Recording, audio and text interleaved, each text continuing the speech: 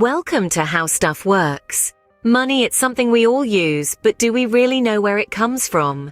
Have you ever wondered where money comes from? How does a piece of paper or a number on your bank account hold such great value?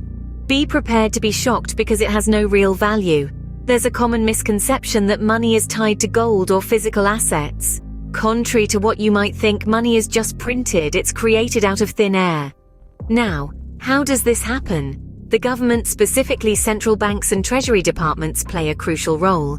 Central banks control the supply of money. They can create money, quite literally, out of thin air. What we use today is called fiat money. That's right, the physical money we see and touch is just a small fraction of the total money supply. Because just like that, with a few strokes of a pen or a click of a mouse, money is born. It's nothing more than printing numbers on a computer screen or activating a printing press. Fiat money is a type of currency that is backed by nothing. It's called fractional reserve banking. Banks only have 10% of what they lend out. Money they lend out is simply printed out of thin air and is backed by nothing. It's called fiat money because it's not backed by gold or silver. When the banks lend money, it's recorded as an asset to them and a debt to you. Money they lend is nothing more than a digital created record on a computer screen and isn't anything real or tangible. It's all a big pyramid scheme. That's why we have inflation, because money, which holds no intrinsic value, is nothing more than dirty paper with picture of dead presidents, and 90% of older bills have drug residue on them. The vast majority of money isn't even printed or minted. It's created digitally. Every time a bank makes a loan, new money is brought into existence, and now the banks can loan out 10 times the amount of the fake money they just created from nothing. Just like that, with a few keystrokes. So, it turns out, money isn't as tangible as we might think. So, how exactly is this digital money created? It's a sinister process, and it all starts with banks and loans.